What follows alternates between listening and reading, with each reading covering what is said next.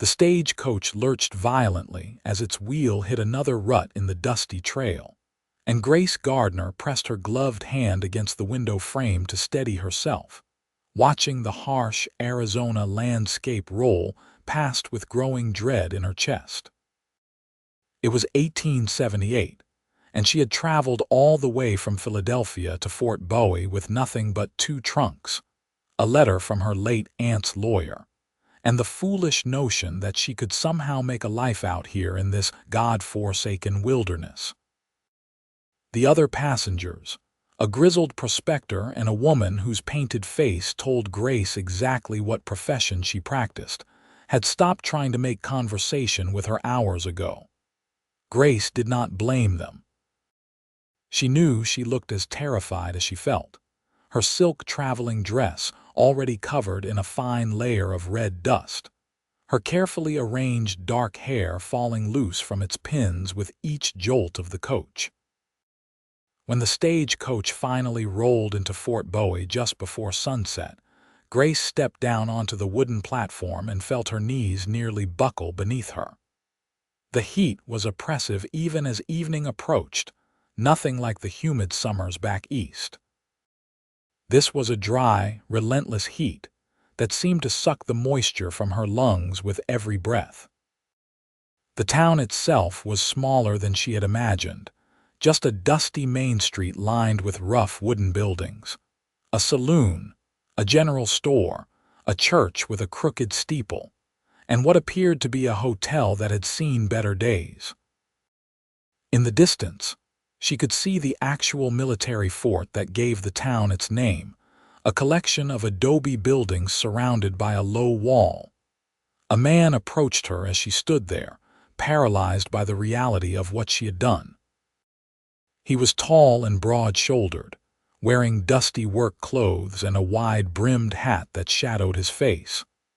When he removed the hat, she saw he was younger than she had first thought, perhaps 27 or 28, with sun-bronzed skin and eyes the color of whiskey in lamplight.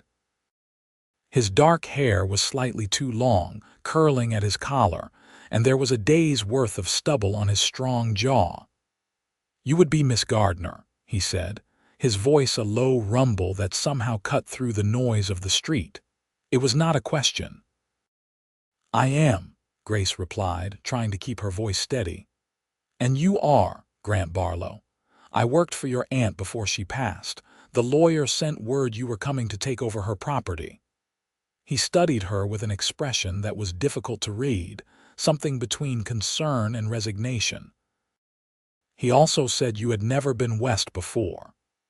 "That is correct," Grace admitted, lifting her chin slightly. She refused to be ashamed of her inexperience, even though she could see in his eyes that he was already measuring her and finding her lacking. "But I am a quick learner, Mr. Barlow." He made a sound that might have been a laugh or a sigh. "Learning quick and surviving out here are 2 different things, Miss Gardner. Your aunt's place is 5 miles outside of town. It is a small ranch, about 200 acres, with a house, a barn, and a well that gives decent water. She had 20 head of cattle when she passed 3 months back. Now there are 15. The coyotes and the heat got the rest." Grace felt her stomach sink. She had known her aunt ran some sort of farm, but a ranch. She had never even seen a cow up close, let alone known how to care for an entire herd. "I see. And the house, standing, which is more than can be said for a lot of places out here. Your aunt was a tough woman. She came out here 30 years ago with her husband, God rest his soul. He died of fever 10 years back, but she kept the place running by herself." Grant replaced his hat and gestured toward a wagon hitched to 2 sturdy horses. "I will take you out there now if you are ready. We should leave before dark."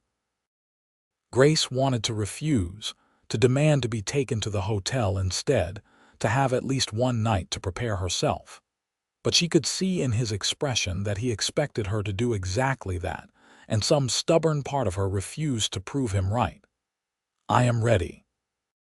The ride to the ranch was silent except for the creak of the wagon wheels and the steady clip-clop of the horses' hooves. Grant did not attempt conversation, and Grace was too busy trying not to cry to initiate any.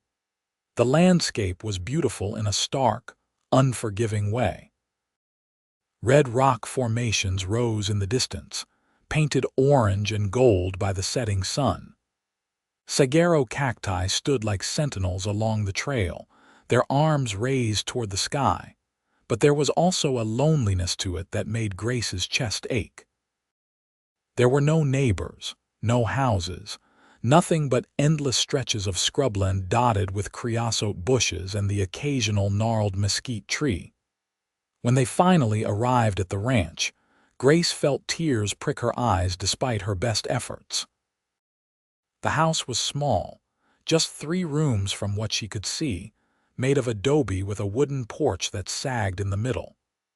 The barn was in better condition, though the paint had long since faded and peeled away.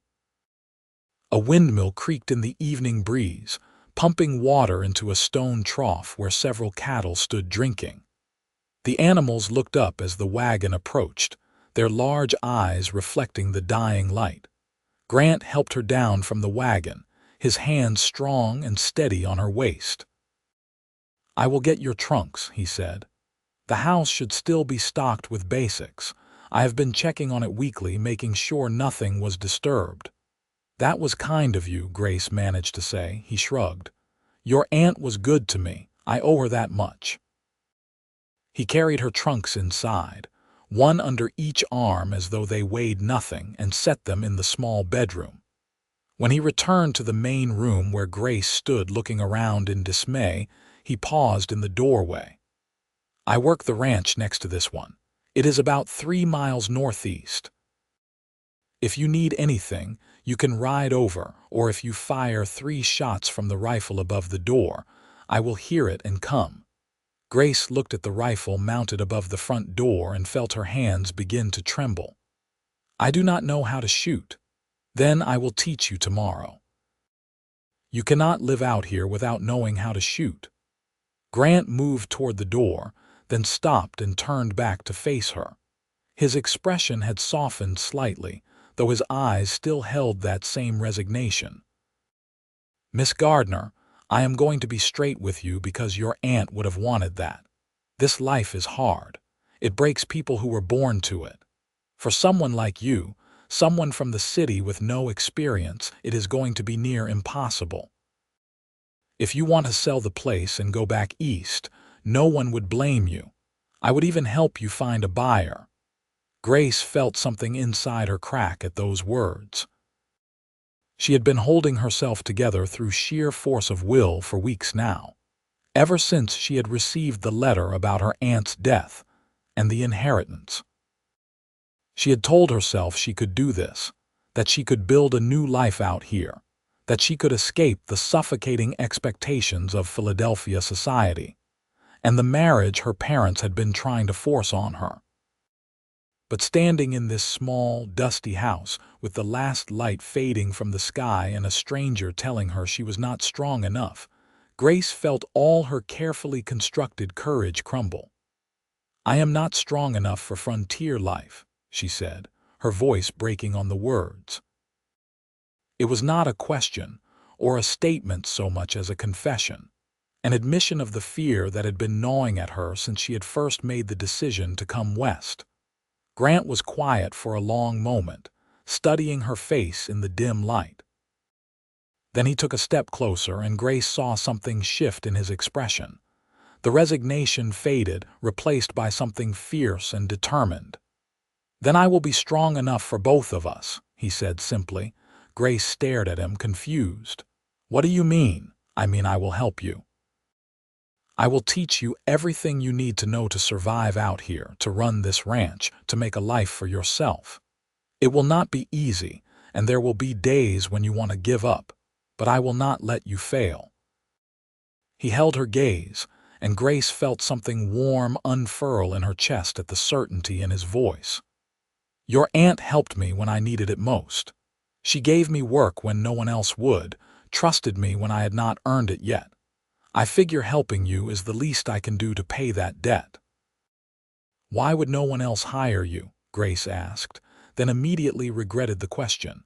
It was too personal, too forward, but Grant did not seem offended. "I had a drinking problem a few years back. Got into fights, lost jobs, made a mess of things. Your aunt saw something in me worth saving, I guess. She gave me a chance to prove I could be better, and I took it. Been sober 3 years now." He said it matter-of-factly, without shame or pride, just stating a truth. Grace felt a rush of respect for this man she barely knew. "Thank you," she said quietly. "I accept your help, Mr. Barlow, though I do not know how I will ever repay you.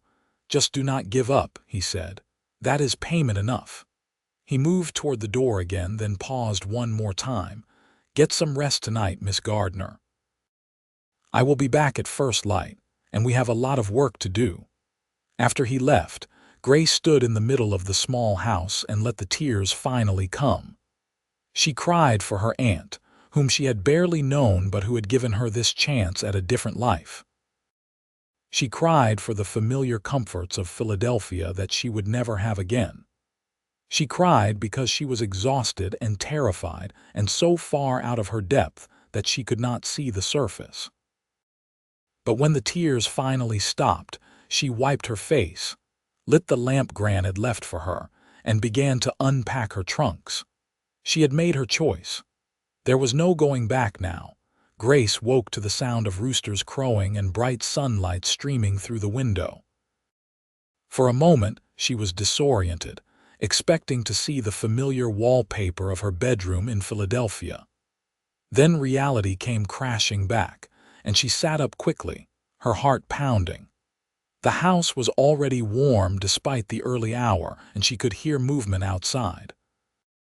She dressed quickly in one of her simpler dresses, though even that was too fine for ranch work. When she stepped outside, she found Grant already at work, repairing a section of the corral fence. He looked up at her approach and touched the brim of his hat in greeting. "Morning, Miss Gardner. There is coffee on the stove inside. Made it when I arrived about an hour ago." Grace felt a flutter of something in her chest at the thoughtfulness of that gesture. "You did not have to do that. Figured you would need it. We have a long day ahead." He set down his hammer and walked over to her. In the morning light, she could see him more clearly than she had the night before. He was handsome in a rugged way, with strong features and small lines around his eyes from squinting into the sun. There was a scar on his chin, a thin white line that she found herself wanting to ask about. Instead, she said, "Where should we start? First, you need different clothes. You cannot work in a dress like that. Did your aunt leave anything behind?" They went into the house and searched through the small wardrobe in the bedroom. Grace's aunt had been a practical woman, and they found several split skirts designed for riding, along with simpler blouses and a wide-brimmed hat. Grace changed into the clothes, feeling strange in the unfamiliar garments. The split skirt was scandalous by Philadelphia standards, but she had to admit it was far more practical when she emerged. Grant nodded in approval. "Better. Now come on. First lesson is learning about the cattle." They spent the morning walking the property, with Grant pointing out the boundaries of the ranch and explaining the basics of cattle ranching. Grace tried to absorb everything he told her, but it was overwhelming. She needed to know about water sources and grazing patterns, about checking the animals for disease and injury, about the constant threat of predators and rustlers. By noon, her head was spinning and her feet ached from walking in boots that did not quite fit right. Grant noticed her flagging energy and led her back to the house. "That is enough for today. You need to pace yourself, or you will collapse from heat exhaustion." Grace wanted to protest, to prove she could keep going, but the truth was she felt dizzy and sick to her stomach. She sank down onto the porch steps and accepted the canteen of water Grant offered her, drinking deeply. "I know it seems like too much right now," he said, settling down beside her, Not too close, she noticed, always maintaining a respectful distance. But you will learn. It just takes time. I feel so useless, Grace admitted. Back home, I was considered quite accomplished. I can play the piano and speak French. I can arrange flowers and plan dinner parties. But out here, none of that matters at all, does it? Grant was quiet for a moment, then said, "It matters. Just in different ways. Being able to plan and organize is important for running a ranch. You need to keep track of supplies, manage money, think ahead about what needs to be done and when. And as for the rest, well, there is nothing wrong with bringing a little beauty and culture to the frontier. God knows we could use more of it." Grace looked at him in surprise. She had expected him to dismiss her accomplishments as frivolous, the way most men out here probably would. But there was sincerity in his voice, and she felt a warmth toward him that had nothing to do with the Arizona heat. Over the following weeks, Grace settled into a routine. Grant came every morning at dawn and stayed until evening, teaching her everything she needed to know. He showed her how to milk the cow her aunt had kept, how to collect eggs from the chickens, how to tend the vegetable garden that was struggling in the heat. He taught her to ride, first in the corral and then out on the range, until she could stay in the saddle for hours without feeling like she would fall off.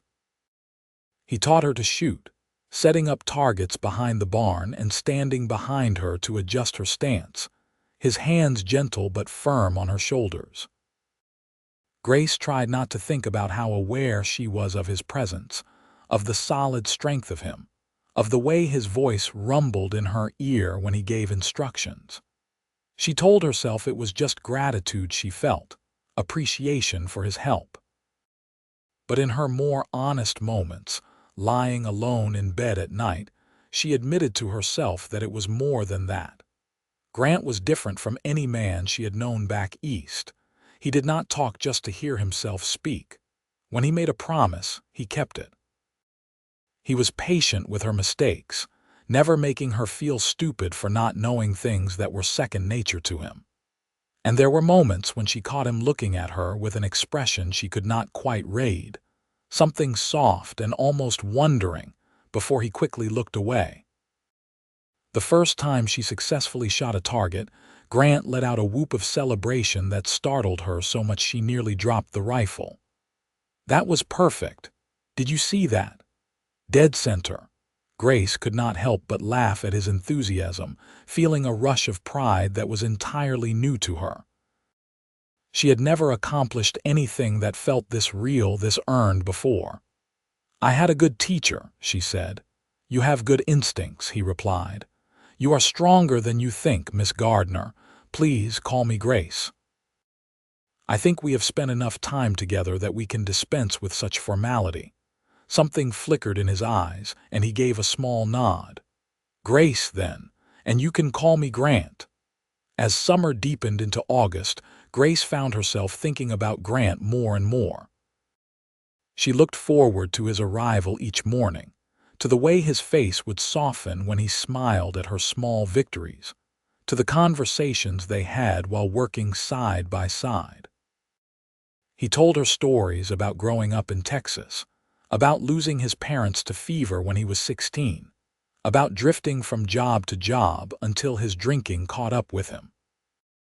She told him about Philadelphia, about the suffocating expectations of her social class, about the man her parents had wanted her to marry who had been old enough to be her father and twice as boring. "Is that why you came out here?" Grant asked one evening as they sat on the porch watching the sunset. "To escape that marriage, partly," Grace admitted, "but also because I wanted something more, something real. I was tired of feeling like a decorative object, like my only purpose was to look pretty and make some man's life more pleasant. When I got the letter about the ranch, it felt like a sign, like maybe I could build a life that actually meant something." Grant was quiet for a long moment, then said, "You are doing that. I know it does not feel like it some days, but you are. Your aunt would be proud of you." Grace felt tears prick her eyes at those words. I wish I had known her better. My father and she had a falling out years ago. He never wanted to talk about her, said she had made foolish choices coming out here. Maybe she did, Grant said, but they were her choices to make. That counts for something. In September, disaster struck. A late summer storm rolled in. Not the usual brief thunderstorm, but a sustained downpour that lasted 2 days. The roof of the barn began to leak, and Grant worked frantically to move the hay to keep it dry. Grace helped him, getting soaked to the skin and covered in dust that turned to mud in the rain. When the storm finally passed, they discovered that part of the corral fence had been washed out and 3 of the cattle had wandered off. We have to find them before the coyotes do, Grant said grimly. Can you handle a long ride? Grace was exhausted, but she nodded. Yes. Let me change into dry clothes first. They rode out together, following the tracks left by the cattle. It took hours of searching through the rocky terrain, and Grace's back and legs ached from so much time in the saddle. But Grant never suggested she go back, never treated her like she was weak or unable. He trusted her to keep up, and that trust made her push through her discomfort.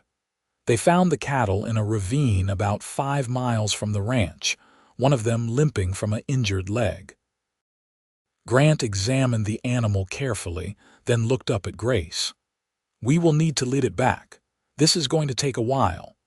By the time they got the cattle back to the ranch and secured them in the repaired corral, it was well past dark. Grace was so tired she could barely stand, but she helped Grant tend to the injured cow, holding the lantern while he cleaned and wrapped the wound. You did good today, Grant said as they finally walked back toward the house. A lot of people would have given up, but you kept going. I had a good partner, Grace replied, then felt her cheeks heat at how that sounded. I mean, you were there to help, so it was not just me. Grant stopped walking and turned to face her. In the moonlight, his expression was serious. Grace, I need to tell you something. Her heart began to pound. What is it? When I agreed to help you, I told myself it was just to pay back your aunt, that I was doing a good deed, and that was all. He took off his hat and ran a hand through his hair, looking uncharacteristically uncertain. But that stopped being true somewhere along the way. I look forward to coming here every morning. I think about you when I am working my own place, and when you look at me the way you are looking at me right now, I can barely remember all the reasons I should keep my distance. Grace could barely breathe. What reasons are those? You are educated, cultured, from a good family back east. I am a ranch hand with a past I am not proud of. You deserve better than someone like me. His voice was rough with emotion. Grace stepped closer to him, close enough that she had to tilt her head back to meet his eyes. You are wrong. You are the best man I have ever known, Grant Barlow. You are honest and hardworking and kind. You believed in me when I did not believe in myself. You have given me more in 3 months than anyone ever gave me in 23 years of living in Philadelphia. Grace, he said, her name almost a groan. If I kiss you right now, I will not want to stop. I will want more, want everything. Then take it, she whispered. I am yours if you want me. Grant cupped her face in his hands, his touch infinitely gentle despite the calluses on his palms. I want you more than I have ever wanted anything in my life. Then he kissed her, and Grace felt like she was finally, fully alive for the first time. The kiss was everything she had secretly dreamed about during those long, lonely nights. Grant kissed her like she was precious, like he had been starving for the taste of her. Grace wrapped her arms around his neck and let herself drown in the sensation, in the solid strength of his body against hers, in the way his hands trembled slightly as they moved to her waist. When they finally pulled apart, both breathing hard, Grant rested his forehead against hers. I am in love with you, he said. I know it is too soon to say it, but I cannot keep it in anymore. I love you, Grace Gardner, and I want to build a life with you out here." "I love you too," Grace said, the words coming easily because they were so utterly true. "I think I have loved you since the first time you told me I was stronger than I thought." Grant kissed her again, then pulled back with visible effort. "I should go. It is late, and I do not trust myself to be honorable if I stay." "What if I do not want you to be honorable?" Grace asked, surprising herself with her boldness. "Then I will come back tomorrow with a ring and we will ride into town to find a preacher," Grant said firmly. "I will not dishonor you or your aunt's memory by doing this the wrong way. You deserve a wedding and a husband, Grace, and I intend to give you both." Grace felt her heart swell at those words. "Tomorrow, then. But Grant, I want a short engagement. I do not want to wait," he laughed, the sound full of joy. "Whatever you want, darling, whatever you want." Grant rode off into the darkness, and Grace went inside, hugging herself and unable to stop smiling. She was in love, truly in love with a man who saw her as an equal partner rather than a decorative object. Out here in the wilderness, far from everything she had known, she had found something more valuable than she had ever imagined possible. The next morning, Grant arrived before dawn, this time dressed in his Sunday best. His hair was freshly washed and combed, his face clean-shaven. He held a small velvet box that looked very old. "This was my mother's," he said, opening it to reveal a simple gold band with a small garnet stone. "I know it is not much, but it is all I have to offer." Grace took the box with shaking hands, touched beyond words. "It is perfect. I would not want anything else." They rode into Fort Bowie together, and Grant helped her down from her horse with extra care, as though she had suddenly become fragile. Grace laughed at his solicitousness. "I have not changed overnight, Grant. I am still the same woman who helped you chase cattle through a storm yesterday." "I know," he said, smiling, "but you are about to become my wife, and I reserve the right to fuss over you a little." The church was small and plain, with rough wooden pews and a cross carved by hand. The preacher, Reverend Matthews, was a thin man in his 50s with kind eyes. He looked surprised to see them but did not ask questions about the hasty wedding. "You have witnesses?" he asked. Grant looked around the empty church, then back at Grace. "I suppose we did not think that far ahead." "I will find someone," Reverend Matthews said. He stepped outside and returned a few minutes later with two people. Mrs. Chen, who ran the laundry, and Mr. Thompson, the blacksmith. Both looked curious but willing to help. The ceremony was brief and simple. Grant spoke his vows in a steady voice, his eyes never leaving Grace's face. When it came time for her to speak, Grace felt her voice catch with emotion, but she pushed through, meaning every word. "I, Grace Gardner, take you, Grant Barlow, to be my lawfully wedded husband. I promise to stand beside you through hardship and joy, to build a life with you in this wild country, to love you and honor you all the days of my life." Grant slipped his mother's ring onto her finger, and when Reverend Matthews pronounced them husband and wife, he kissed her with such tender reverence that Grace felt tears slip down her cheeks. "Welcome to married life," Reverend Matthews said, smiling. "May God bless your union." They thanked the witnesses and paid the reverend, then walked out into the bright morning sunshine as husband and wife. Grace felt giddy with happiness, unable to believe how much her life had changed in just a few short months. "We should celebrate," Grant said. "Have lunch at the hotel, maybe buy some supplies at the general store. Let people know we are married now." They did exactly that, and Grace was amused by the reactions they received. Mrs. Peterson, who ran the general store, looked shocked but recovered quickly, offering her congratulations. Several men Grant knew from neighboring ranches clapped him on the back, and teased him good-naturedly about being caught in marriage's trap. Through it all, Grant kept Grace close to his side, his hand at the small of her back or holding hers, as though he could not quite believe she was real. When they finally rode back to the ranch in the afternoon, Grace felt a flutter of nervousness. She was a married woman now, and tonight would be her wedding night. She had only the vaguest idea of what that entailed, gleaned from whispered conversations with married friends back east. Her mother had never spoken to her about such things. Considering the topic too indelicate, Grant must have sensed her anxiety because he said gently, "We do not have to rush anything, Grace. I know this all happened very quickly." "I want to," she said, then blushed. "I mean, I am nervous, but I want to be your wife in every way.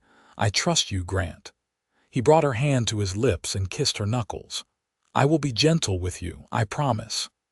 That night, Grant showed Grace what it meant to be loved by a good man. He was patient and tender, taking his time, making sure she felt safe and cherished.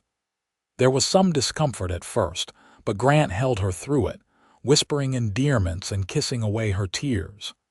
And then there was pleasure, a building sensation that took Grace by surprise with its intensity. Afterwards, she lay in Grant's arms, her head on his chest, listening to the steady beat of his heart. "I love you," she whispered.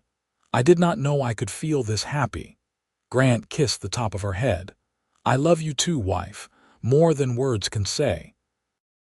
The next few months were a period of adjustment as they learned to live together as husband and wife.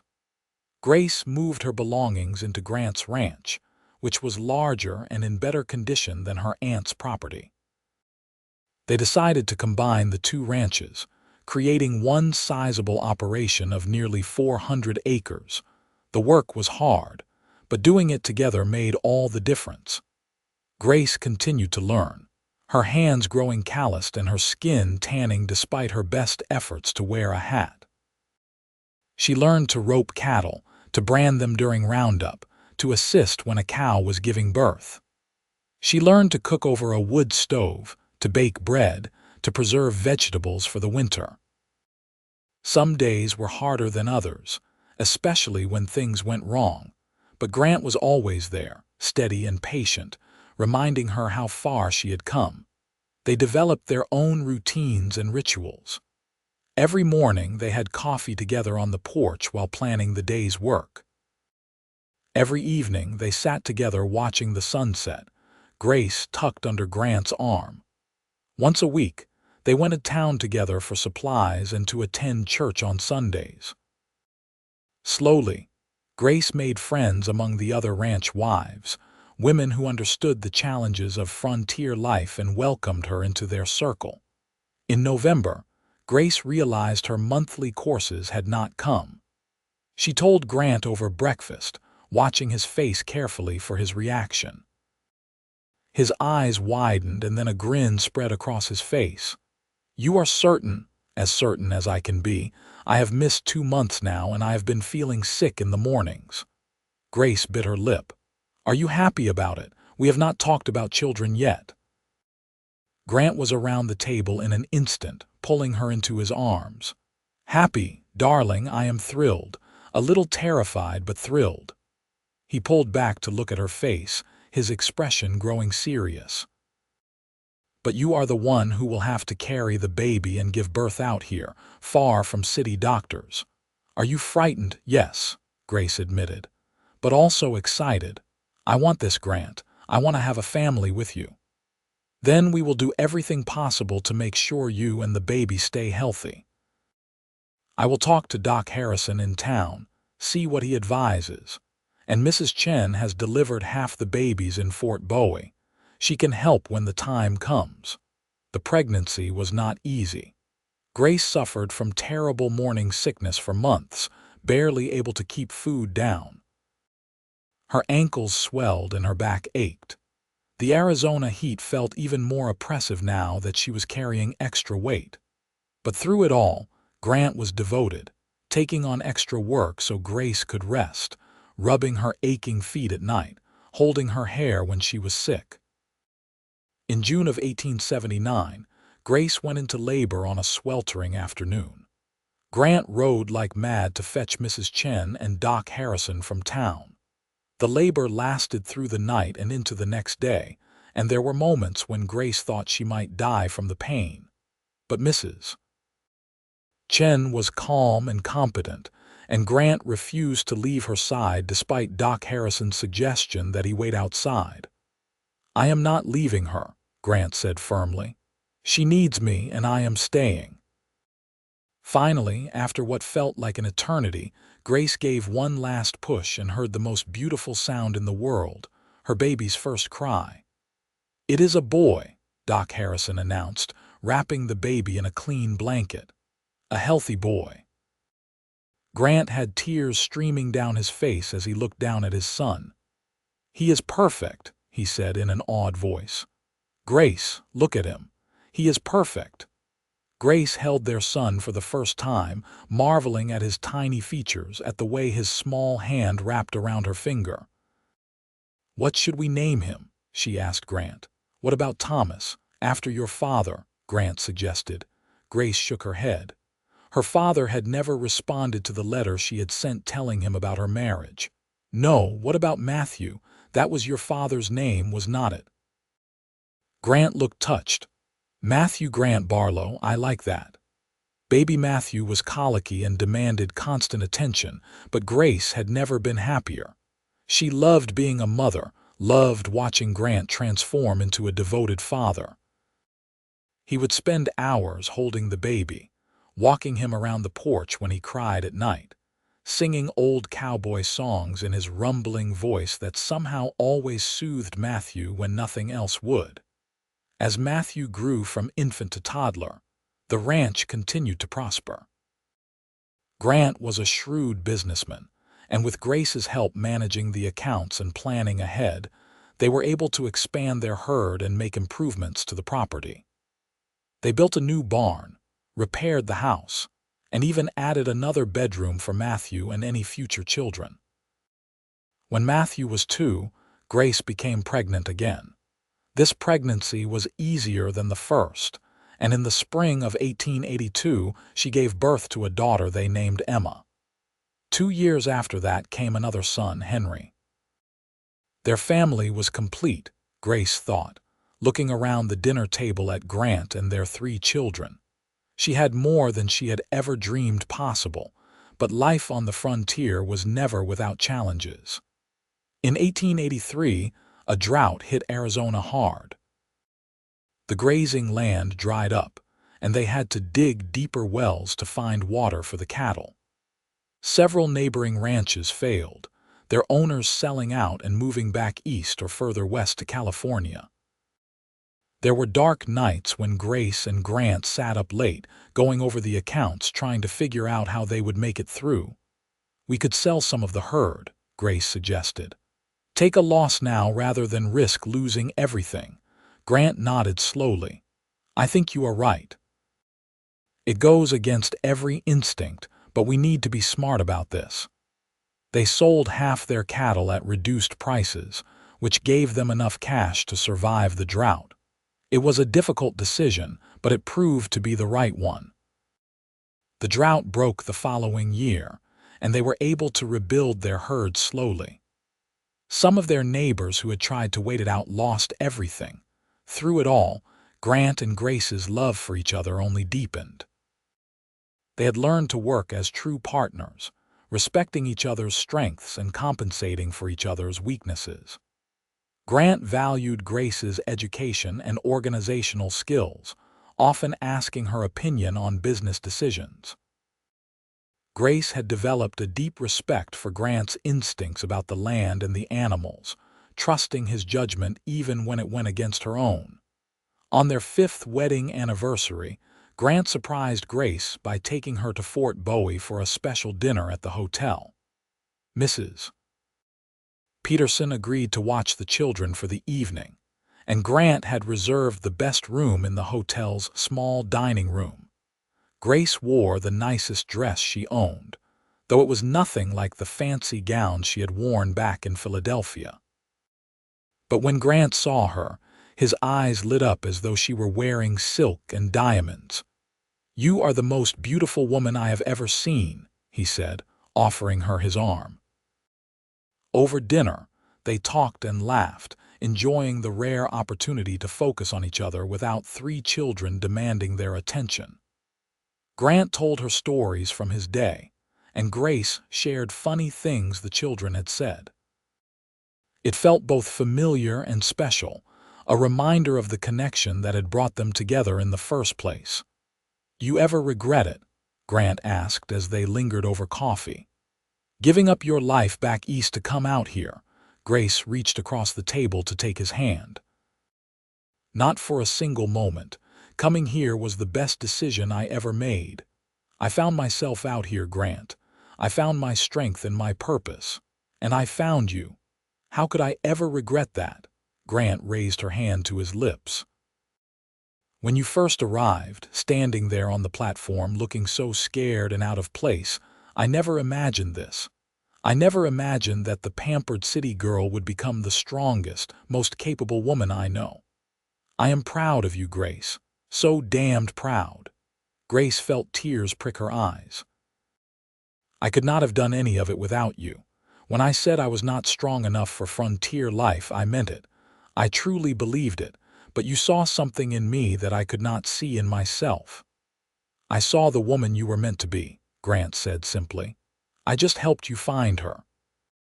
They returned home that night to find all three children asleep and Mrs. Peterson reading by the fire. After thanking her and seeing her safely home, Grant and Grace stood together on their porch, looking out at the land that had become theirs through hard work and determination. "5 years," Grace said softly. "It feels like a lifetime ago that I stepped off that stagecoach." "Best 5 years of my life," Grant replied, wrapping his arms around her from behind. "And I look forward to 50 more." The years continued to pass, bringing new challenges and joys. Matthew grew into a serious, responsible boy who loved helping his father with the ranch work. Emma was spirited and independent, constantly getting into mischief, but charming everyone with her bright smile. Henry was quiet and gentle, preferring to spend time with the animals or helping his mother in the garden. In 1887, when Matthew was 8, Emma 6, and Henry 4, Fort Bowie began to grow. The military fort expanded, bringing more soldiers and their families. This meant more customers for the ranchers, as the army needed beef to feed its troops. Grant and Grace's ranch thrived, becoming one of the most successful operations in the area. With success came the ability to make improvements they had only dreamed about before. They built a proper schoolhouse on their property and hired a teacher from back east to educate their children and those of their neighbors. Grace was delighted to have books and learning brought to the frontier, and she spent hours in the schoolhouse helping the younger children with their reading. Grant built Grace a real piano, having it shipped all the way from San Francisco. It cost a small fortune and took months to arrive, but the look on Grace's face when it was finally delivered made every penny and minute of waiting worthwhile. She cried when she sat down at the keys for the first time in years, playing the pieces she had learned as a girl in Philadelphia. The children would gather around to listen, and sometimes Grant would come in from working in the evening to find his whole family around the piano, singing together. "You were right," Grant told her one evening as they listened to Matthew and Emma practice a duet. "Beauty and culture do matter out here. They make this place feel like more than just surviving. They make it feel like home." In 1889, tragedy struck when a fever swept through Fort Bowie. Several people died, including Doc Harrison, who had delivered all three of Grace and Grant's children. The whole town mourned his loss. Grace and Grant's family was fortunate. All three children caught the fever but recovered, though there were terrifying days when Grace and Grant took turns sitting up with them through the night, bathing their hot foreheads and praying they would pull through. The experience reminded them both how fragile life could be on the frontier. They held their children a little tighter after that, grateful for every ordinary day. As the 1890s began, Grant and Grace found themselves in their late 30s, their children growing up fast. Matthew was already talking about taking over the ranch someday, showing a natural aptitude for the work. Emma declared she wanted to be a teacher like Miss Sarah, the woman who ran their schoolhouse. Henry, at age 8, was still figuring out his path, but showed a talent for drawing and art that surprised everyone. One evening in the summer of 1891, Grant and Grace sat on their porch after the children had gone to bed. It was their 12th wedding anniversary, though they had not made any special plans to celebrate. The daily work of the ranch and raising 3 children left little time for elaborate celebrations. 12 years, Grace said, leaning her head on Grant's shoulder. Sometimes it feels like forever, and sometimes it feels like just yesterday that you told me you would be strong enough for both of us. Grant chuckled. Turns out I was wrong about that. You did not need me to be strong for you. You had that strength all along. Maybe, Grace said. But I did need you to believe in me until I could believe in myself. That made all the difference. They sat in comfortable silence for a while, listening to the sounds of the night, crickets chirping, cattle lowing in the distance, the windmill creaking in the breeze. It was the soundtrack of their life together, as familiar as breathing. What do you think our lives would have been like if we had never met? Grant asked. If you had stayed in Philadelphia, or if I had not been working for your aunt, Grace considered the question. I would probably have married that boring old man my parents chose. Had a couple of children I barely saw because they would have been raised by nannies, and spent my life arranging flowers and attending parties where everyone said things they did not mean. I would have been comfortable but miserable. And I probably would have drunk myself to death or ended up shot in some bar fight, Grant said soberly. Your aunt saved me once, but meeting you, falling in love with you, gave me a reason to stay saved. You and the children are everything to me, Grace. Every good thing in my life came from you. Grace turned to kiss him, a slow, sweet kiss full of 12 years of love and partnership. We saved each other, she said when they pulled apart. That is what love does. It makes us both stronger than we could ever be alone. In 1893, when Matthew turned 14, he began taking on more responsibility on the ranch. Grant was proud of his son's developing skills, but also a little melancholy about how fast time was passing. Emma, at 12, was indeed pursuing her dream of teaching, helping Miss Sarah with the younger children. And Henry, at 10, had discovered a love for woodworking and spent hours in the barn creating intricate carvings. Grace and Grant watched their children grow with a mixture of pride and bittersweet awareness that their time as parents of young children was coming to an end. They talked about what they would do once the children were grown, maybe traveling a bit, visiting San Francisco, or even back east. I would like to see Philadelphia again, Grace admitted. Show you where I grew up, introduce you to the few friends I still correspond with, but not to stay. This is home now. Always will be, Grant agreed. In the spring of 1895, a young woman arrived in Fort Bowie as the new schoolteacher, replacing Miss Sarah, who had gotten married and moved to Tucson. Her name was Helen Carter, and she was 22, fresh from a teaching college in Boston. Matthew, now 16, was immediately smitten. Grace noticed her son's infatuation with amusement and a touch of concern. Should we be worried? She asked Grant.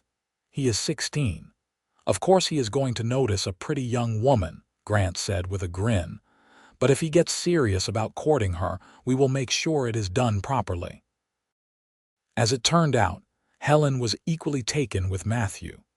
She had expected frontier life to be rough and unwelcoming, but the Barlow family's warmth and the little schoolhouse with its piano and books made her feel at home.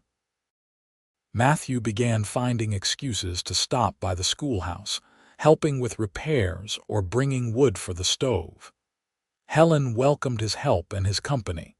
Grace invited Helen to Sunday dinner and found her to be intelligent, well-read, and kind.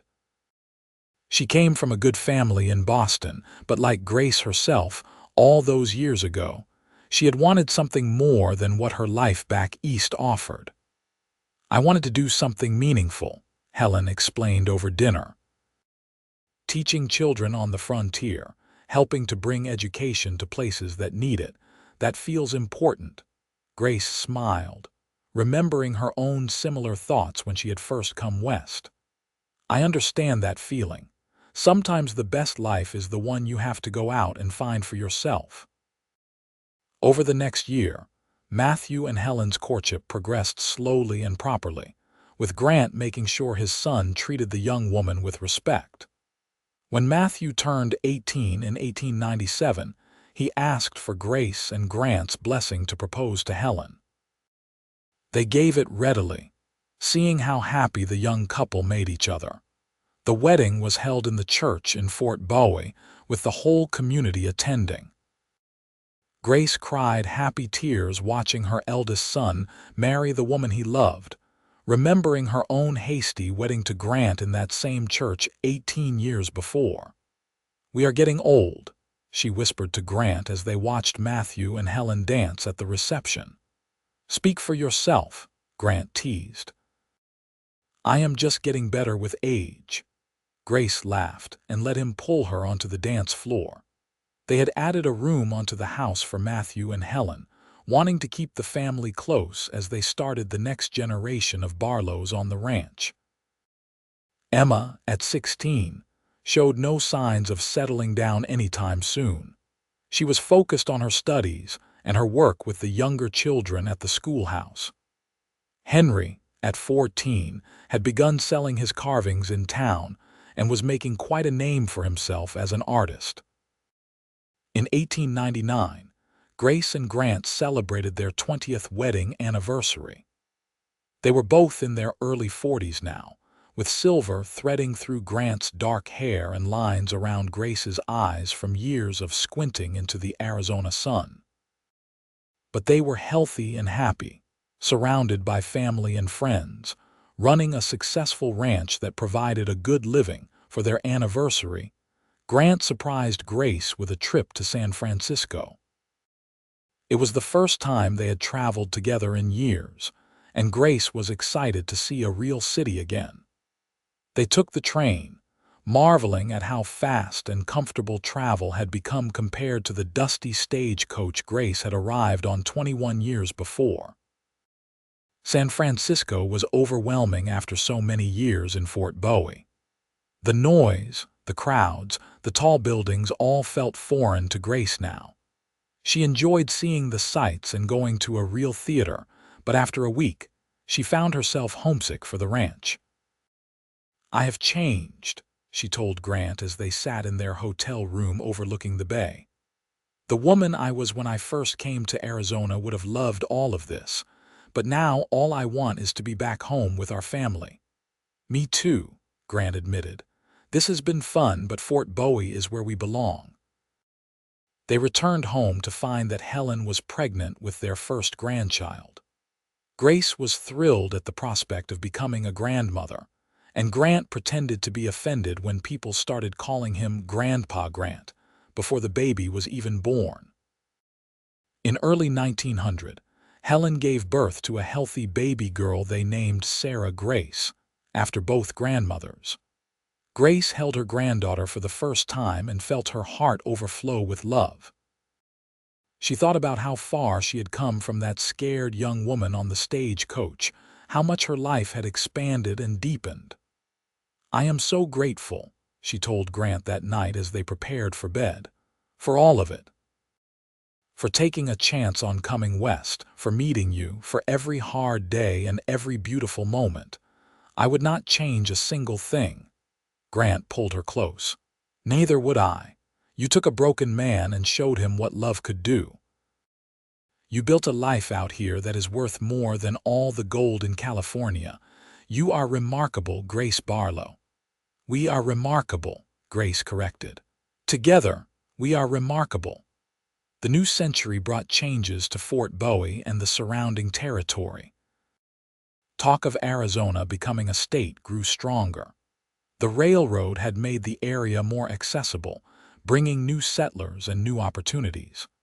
The old days of the wild frontier were fading, replaced by a more settled, civilized society.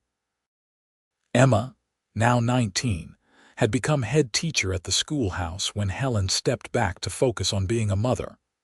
She had also caught the eye of a young lawyer who had recently arrived in Fort Bowie from Denver. His name was Robert Sullivan, and he was smart, ambitious, and clearly besotted with Emma. Grant was less eager to see his daughter courted than he had been with his son. "She is too young," he grumbled to Grace. "She is exactly the age I was when I married you," Grace pointed out with amusement. "That was different," Grant protested, then stopped when he saw Grace's raised eyebrow. "All right, fine, but I am still going to make sure this Sullivan fellow is good enough for her." Robert proved himself to be a good man who treated Emma with respect and appreciated her intelligence and spirit. When he asked for Emma's hand in marriage in 1901, Grant gave his blessing, though not without a stern talk about treating his daughter right. Henry, at 18, announced that he had been accepted to an art school in San Francisco. Grace was proud but sad to see her youngest preparing to leave home. Grant struggled with it more, worried that Henry's artistic pursuits would not provide a stable living. "Let him follow his dreams," Grace counseled. "We both did, and look how it turned out. Henry will find his way." In the fall of 1901, they put Henry on the train to San Francisco, both of them trying not to cry as they waved goodbye. The house felt emptier without him, though Matthew and Helen and little Sarah still lived with them. Grace and Grant found themselves with more time alone together than they had had in years. They returned to their old habits of sitting on the porch in the evenings, talking and planning. The ranch was doing well enough that they could afford to hire more help, giving Grant more free time. "What should we do with ourselves now that we are old empty nesters?" Grant asked with a grin one evening. "We are hardly old," Grace protested, "and I have plenty of ideas for things we could do." She had been thinking about starting a lending library in Fort Bowie, making books available to families who could not afford to buy their own. She also wanted to help establish a proper church building to replace the small wooden structure that had served the community for decades. Over the next few years, Grace threw herself into these community projects while Grant continued to expand their ranching operation. They made a good team, as they always had. Emma and Robert married and settled in Fort Bowie, with Robert establishing a successful law practice. In 1903, they gave Grace and Grant another grandchild, a boy named William. Henry thrived in San Francisco, his artwork gaining recognition. He wrote long letters home describing the art world and his studies, and occasionally sent drawings and paintings that Grace and Grant proudly displayed in their home. In 1904, he wrote to say he was getting married to a woman named Margaret whom he had met through his art classes. Grace and Grant traveled to San Francisco for the wedding, delighting in seeing their youngest son so happy and successful. Matthew and Helen had 2 more children, giving Grace and Grant a total of 5 grandchildren by 1906. The house they had built all those years ago had been expanded multiple times to accommodate the growing family. What had started as a small, struggling ranch was now a thriving multi-generational operation. On a warm evening in May 1908, Grant and Grace sat on their porch watching the sunset, as they had done thousands of times before. They were both in their early 50s now, their bodies showing the wear of decades of hard work. But they were still active and healthy, still deeply in love after almost 30 years of marriage. "You remember that first night?" Grant asked. "When you stood in your aunt's house and said you were not strong enough for frontier life?" Grace laughed. "How could I forget? I was so scared. I had no idea what I was doing. And I told you I would be strong enough for both of us," Grant continued. "I meant it at the time. I thought you would need me to protect you, to do everything for you, to keep you from failing." "But that is not what happened," Grace said softly. "No. What happened was that you found your own strength. You learned and grew and became the most capable person I know.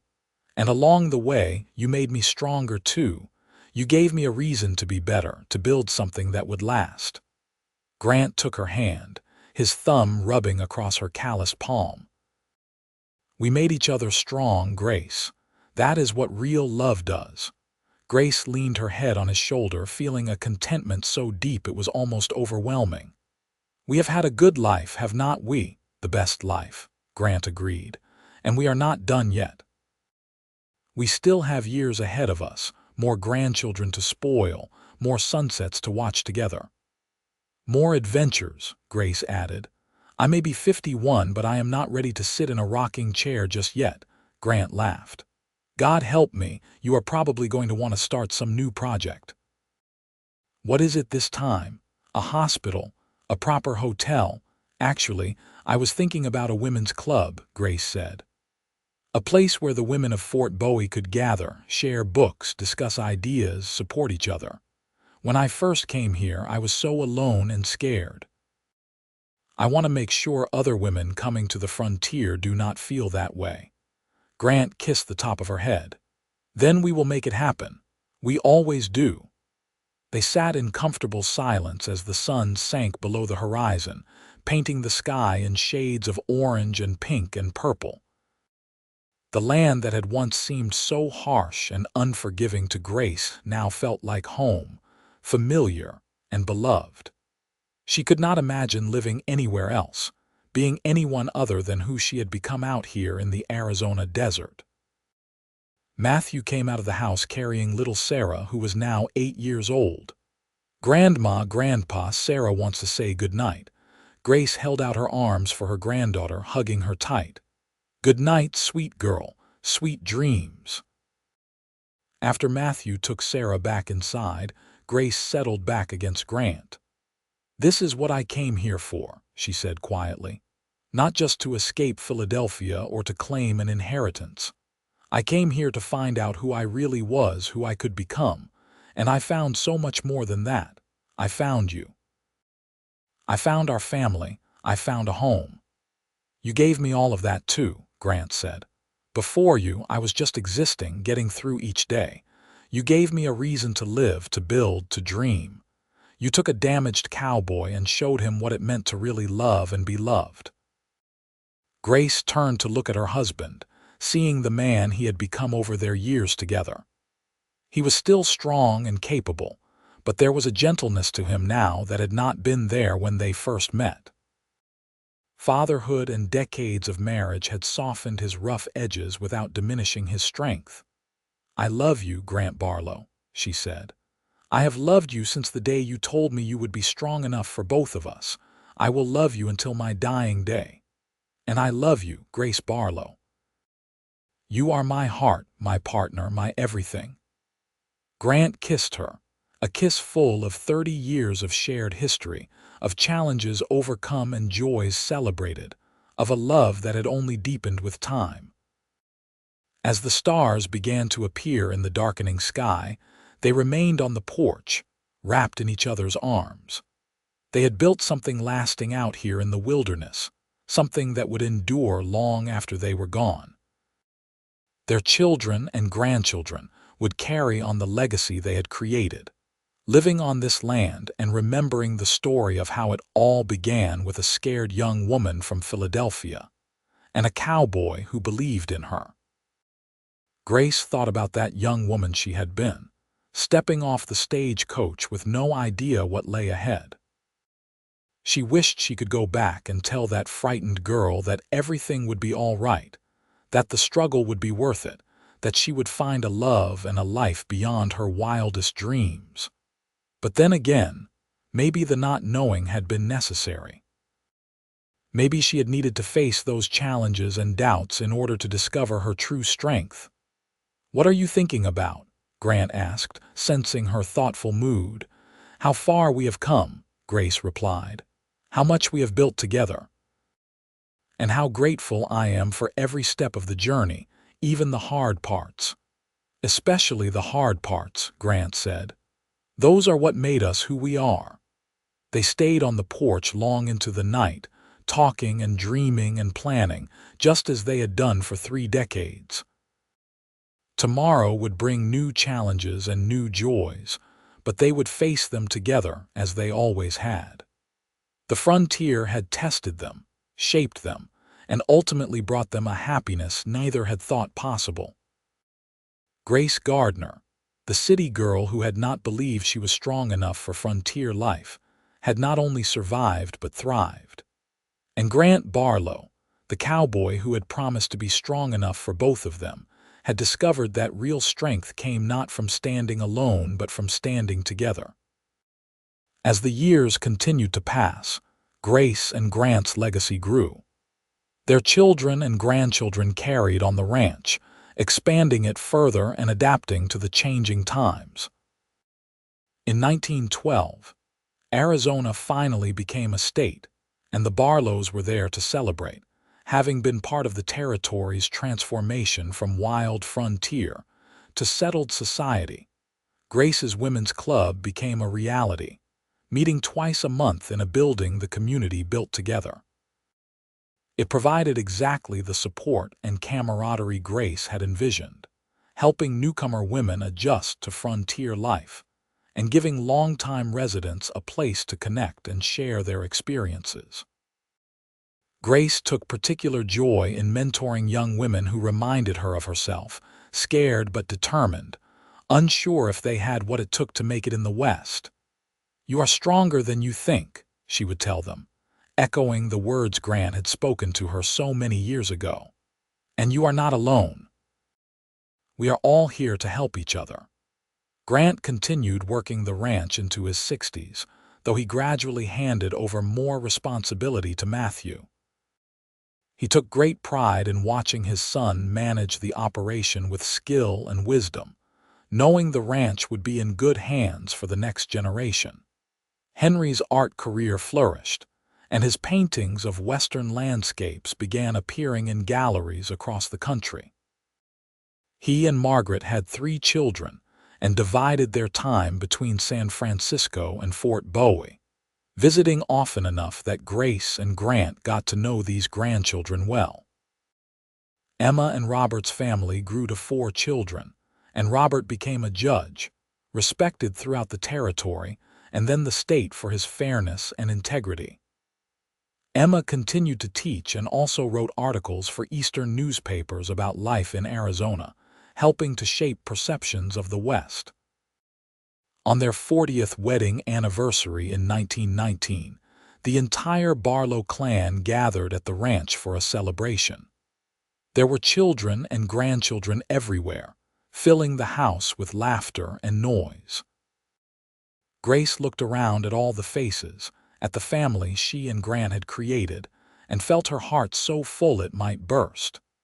"We did good," Grant whispered in her ear as they watched their granddaughter play the piano, the same piano he had given Grace all those years ago.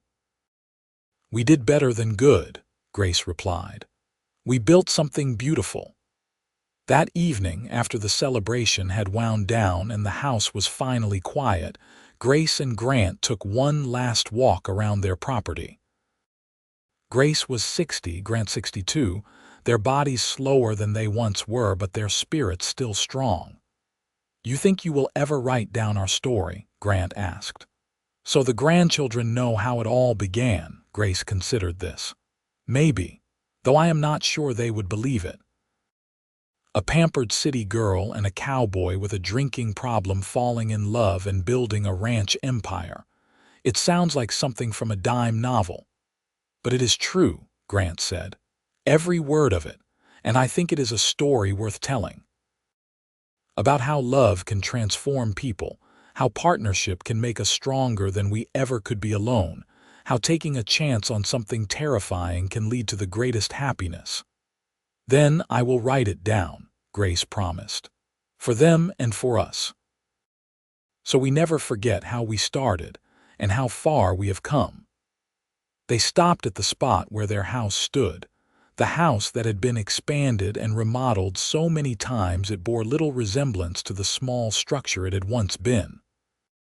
But at its heart, it was still the same place where they had built their life together. I would do it all again, Grace said suddenly. If I could go back to that day on the platform, knowing everything that would happen, all the struggles and fears and hard work, I would still make the same choice. I would still stay. I would still choose you and this life. Grant pulled her close, holding her tight. And I would still promise to be strong enough for both of us, even though you never needed me to be. You were always strong enough, Grace. You just did not know it yet. We found our strength together, Grace said, correcting him gently. That is the real truth of our story.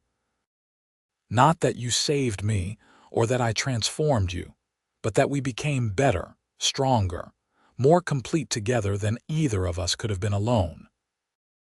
They stood there in the darkness, two people who had taken a leap of faith 41 years ago and built a love that had lasted through hardship and joy, through struggles and triumphs, through the slow transformation of the frontier into settled land. Their story was written in every building on the property, in every fence post and cattle brand, in the faces of their children and grandchildren, in the very soil beneath their feet.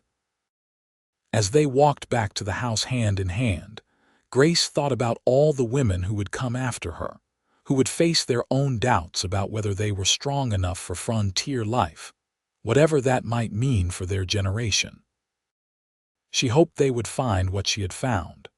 That strength came not from never being afraid but from facing fear with courage, that the greatest adventures often began with the most terrifying leaps, and that love, real love, could make anything possible. The lights of their house glowed warmly in the darkness, and Grace could hear the sounds of their family inside, preparing for bed after the long day of celebration. This was her legacy, she thought. Not just the ranch or the land or the buildings, but the family, the love, the example of what two people could build together when they refused to give up on each other or themselves. "Ready to go in?" Grant asked. Grace took one last look around at the land they had worked so hard to tame, the empire they had built from nothing but determination and love. "Ready," she said. They walked into their house together, closing the door on the night and on this chapter of their story. But there would be more chapters to come, more years to share, more memories to make. Their love story was far from over. It would continue for years yet, until they were old and gray and surrounded by great-grandchildren, who would hear the tale of how their great-grandmother had once said she was not strong enough for frontier life, and how their great-grandfather had replied that he would be strong enough for both of them, and how together they had proven that love and partnership could overcome any obstacle. It was a story worth telling, Grace thought as she climbed into bed beside the man she had loved for 41 years. A story of transformation and courage, of two people who had taken broken pieces and built something whole and beautiful. A story of the American West, of the men and women who had shaped it and been shaped by it in turn. But most of all, it was a love story, and like all the best love stories, it was true. Every word of it.